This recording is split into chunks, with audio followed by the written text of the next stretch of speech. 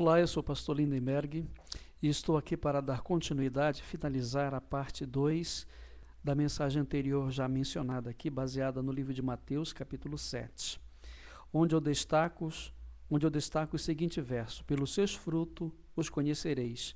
Capítulo 7, verso 17 de Mateus 16. Pelos seus frutos conhecereis. Colhe-se porventura a uva dos espinhos, ou figo dos abrolhos? O verso 17, assim toda árvore boa produz bons frutos, porém a árvore má produz frutos maus. Não pode a árvore boa produzir frutos maus, e nem pode a árvore má produzir bons frutos. Toda árvore má que não produz bom fruto é cortada e é lançada fora no fogo. Jesus Cristo estava falando aqui a respeito de duas coisas: a coisa interna e a coisa externa. O cristão que vive baseado numa conduta interna, no relacionamento pessoal com Deus, e aquele que é baseado na conduta externa, aquilo que os outros veem fora. Nós estávamos falando na primeira parte que, quando nós perguntamos o que é ser cristão ou o que é o cristianismo, em geral, o mundo evangélico, o mundo cristão, está classificado basicamente em dois grupos. O primeiro grupo, que defende que ser cristão ou viver o cristianismo é procurar proceder corretamente, é procurar andar corretamente, é viver corretamente, é andar honestamente e assim por diante. O outro grupo fala que ser cristão é ter um relacionamento íntimo com Deus, é ter uma vida de intimidade com Deus, é ter uma vida de comunhão com Deus, de comunicação com Deus. Quanto mais próximo de Deus a pessoa tiver, mais santidade então ele terá. Esses dois grupos, se alguém me perguntar qual dos dois vai para o céu, eu posso dizer que os dois estão indo para o céu, os dois estão caminhando para a eternidade, os dois estão salvos. Ambos foram lavados, ambos foram regenerados, ambos foram alcançados por Cristo Jesus, e o sangue de Cristo purificou o pecado de ambos, e eles são novas criaturas. A diferença está na maneira de viver e de enxergar o cristianismo. O primeiro grupo, que defende que ser cristão é proceder corretamente, é obedecer à vontade de Deus, obedecer à lei de Deus, é proceder honestamente perante as pessoas, este grupo ele está mais preocupado com o que as pessoas pensam dele. Ele está mais preocupado com o aspecto externo, né? O segundo grupo está mais preocupado com o que Jesus pensa dele, com o que Deus pensa dele. Enquanto o primeiro grupo está preocupado com o que as pessoas em volta imaginarão da sua conduta, ele está mais preocupado com o lado social. O outro grupo está preocupado com o que o céu pensa a respeito dele. Ele faz as coisas não para agradar as pessoas, mas para agradar a Deus. Os outros fazem para agradar as pessoas, para aparentar para as pessoas que ele é bom, que ele é bem, que ele tem uma boa conduta, que ele tem um bom relacionamento com Deus. Por isso, então, ele devolve o dízimo, ele vai à igreja, ele canta no louvor da igreja, ele tem um cargo, porque ele quer manifestar para as pessoas que ser cristão é andar honestamente, é andar em paz com Deus e com as pessoas. E ele faz a coisa certa, mas isto não é o fim e nem meio para se chegar a Deus, tá?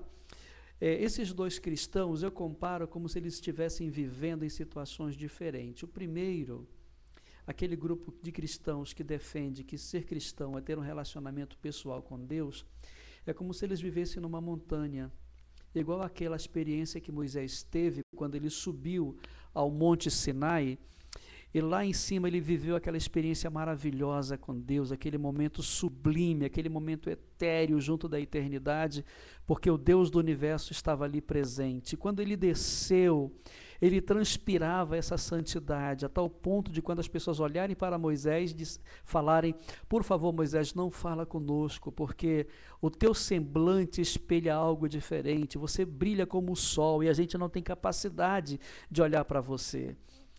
Então, esse grupo de pessoas vive numa montanha celestial, eles estão perto de Deus, perto do céu, porque eles têm comunhão com Deus diariamente, eles meditam na palavra de Deus, eles oram, eles testemunham para os outros do que o seu coração está cheio, eles falam de Jesus, a vida deles é falar de Deus, é falar de Jesus. Por isso, então, eles vivem num clima superior. O segundo grupo, eu diria que ele vive mais no vale. Eles vivem mais naquela região do vale, onde tem que trabalhar, tem que se esforçar, tem que produzir, tem que fazer alguma coisa, né? Esse segundo grupo aqui, ele vive num clima mais tenso, porque ele vive com uma espécie de policial em volta dele, uma espécie de delegado. Olha, o que você está fazendo? Não é assim, cuidado, você não pode pecar, você não pode errar, você não pode fazer aquilo, você não pode fazer aquilo lá. Então, o grupo que está baseado na conduta, ele está muito preocupado com a aparência, preocupado com o ser, preocupado com a folhagem. É uma árvore que tem muita folha, mas poucos frutos. Tem muita aparência, mas não tem muita desenvoltura da frutificação em Cristo Jesus.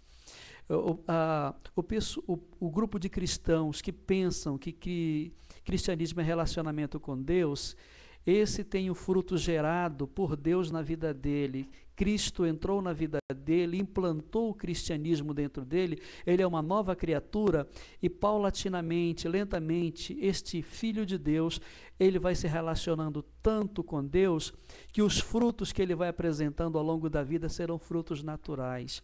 E ele nunca faz nada para granjear louvor, aplauso de ninguém. Ele mesmo nem percebe quanta mudança aconteceu na vida dele. Ele está tão preocupado em andar com Deus, em fazer as coisas de Deus, que ele nem sequer nota a grande transformação que tem acontecido na vida dele. As pessoas que comentam, viu fulano de tal, como ele era, e depois que ele aceitou a Jesus, que ele se transformou no cristão, que ele virou crente, como alguns dizem, olha que mudança, hoje ele não bebe mais, ele não fuma, ele não usa drogas, ele não grita mais com os filhos, não espanca mais os filhos, não bate na mulher, os negócios dele agora é tudo certinho. Poxa, que mudança na vida dele. Então, por quê? Porque essa pessoa, esse cristão, está preocupado em agradar a Deus, ele está preocupado em fazer as coisas para Deus, ele pensa, Deus, me dá mais capacidade, mais sabedoria para eu fazer a tua vontade, eu quero proceder de acordo com a tua vontade, eu quero te agradar. Então esse cristão aqui, ele vive numa atmosfera celestial, e os frutos que aparecem na vida dele são frutos naturais, são frutos gerados pelo Espírito Santo de Deus, que está lá no livro de Gálatas, no capítulo 5. Este segundo grupo aqui, que se esforça para fazer o bem, eles também produzem frutos, mas é um fruto baseado mais no esforço próprio, pelo mérito próprio. Eu consigo, eu posso, Deus me ajuda para eu ser um bom cristão. Então ele amanhece já o dia dizendo, olha, hoje eu não posso errar, hoje eu tenho que fazer um bom negócio, mas eu tenho que fazer a coisa certa, não posso pisar na bola, eu não posso errar com as pessoas. Então ele está mais preocupado com o que as pessoas vão pensar a respeito de si mesmo. Então este fruto, ele é gerado pelo esforço próprio da pessoa. E ele faz corretamente, ele faz as coisas bem, as coisas boas da vida, né? Ele não se mete em confusão, ele não se mete em encrenca, mas parece que na cabeça dele está sempre faltando alguma coisa, parece que ele está sempre querendo atingir uma perfeição inatingível, né? Aquele perfeccionismo ilusório, dizendo, não, eu preciso ser mais perfeito, porque Deus pede que eu seja perfeito. Lá na palavra dele diz, sede santo porque eu sou santo, então eu tenho que lutar para ser santo. Em geral, essas pessoas, elas cobram tanto de si, elas são rigorosas consigo mesmas, mas elas também são rigorosas com seus irmãos. Elas estão sempre olhando o defeito do meu irmão, do seu irmão, do meu irmão, né? Elas estão sempre apontando para o outro, olha, não pode fazer isso, Deus não gosta, está na sua palavra. Então essas pessoas são muito rigorosas, elas têm uma vivência muito exigente, né? Parece que elas não vivem a essência do cristianismo. Infelizmente, queridos, esse grupo sofre bastante, né? Eu geralmente penso, quando eu leio esse texto da Bíblia Sagrada, eu lembro do agricultor. O agricultor, quando ele planta um pé de melancia, ele sabe a época certa de plantar a melancia, ele vai e joga a semente, então ele aduba a semente, coloca água, e ele espera daqui a alguns meses, quando ele vê aquela gramínea, né, crescendo, ele começa a ver os primeiros frutos, as primeiras flores, depois o fruto, e ele percebe que logo ele vai poder colher o fruto tão esperado que ele plantou. Não demora muitos meses, lá está, aquele grande fruto que ele plantou, e agora chegou a época da colheita. Chegou a época dele saborear o fruto do seu trabalho. E ele vai lá, ele plantou melancia, e ele espera colher belas, lindas e saudáveis, sadias melancias. Mas quando ele chega lá, ele pega abóbora. E ele diz, mas puxa, eu plantei melancia e nasceu abóbora. Será que o agricultor, quando ele planta melancia, ele pensa em colher melancia ou ele pensa em colher abóbora?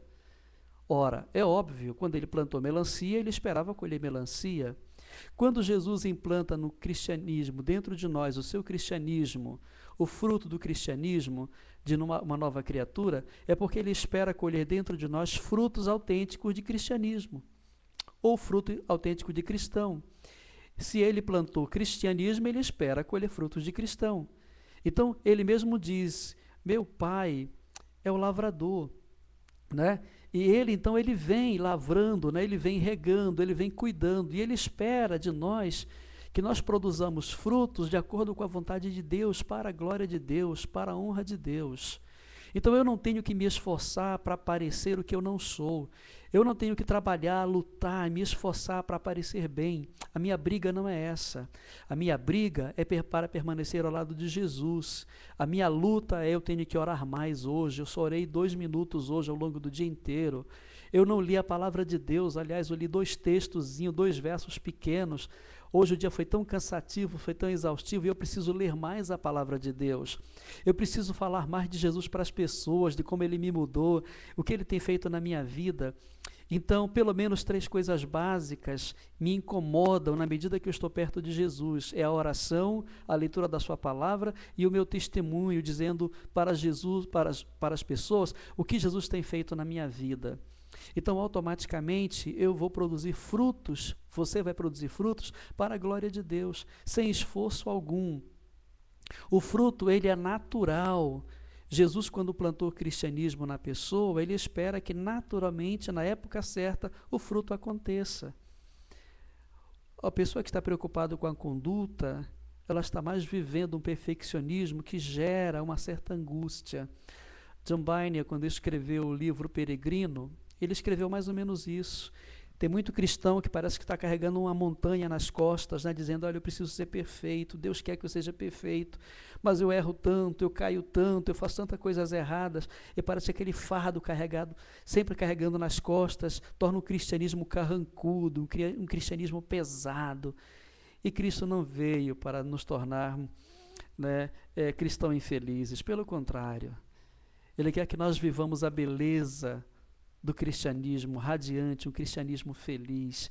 Ao entrar numa igreja, né, num templo, a gente ao ouvir os louvores ali, o nosso coração possa rejubilar de estar na presença de Deus. E o ir à igreja é um privilégio, é uma satisfação e não uma obrigação. Puxa, hoje é quarta-feira, eu tenho que ir no culto de oração, mas vai tão poucas pessoas, né? Mas eu tenho que ir porque afinal de contas eu sou o diácono, eu sou o presbítero, né? Eu tenho que pregar hoje à noite a mensagem porque eu sou o pastor. Então as pessoas vão para a igreja com o coração pesado, alguns do grupo do comportamento, mas aquele que é do grupo do relacionamento, puxa, ainda bem que hoje é quarta-feira, hoje é dia de oração, hoje é dia de agradecimento, hoje é dia de encontrar com meus irmãos na igreja, então ele já vai planejando encontrar-se com as pessoas. Essa é a diferença entre o cristão do relacionamento com Deus e o cristão do comportamento. Oxalá que você possa pensar um pouquinho mais e fazer como Maria, escolher estar aos pés de Jesus, para poder desfrutar mais da companhia do Pai Celestial e da companhia do Senhor Jesus. Espero que essa meditação tenha ajudado você na sua caminhada em direção ao céu. E aguarde a próxima mensagem, quando eu estarei postando aqui, ok? Que Deus o abençoe e até a próxima.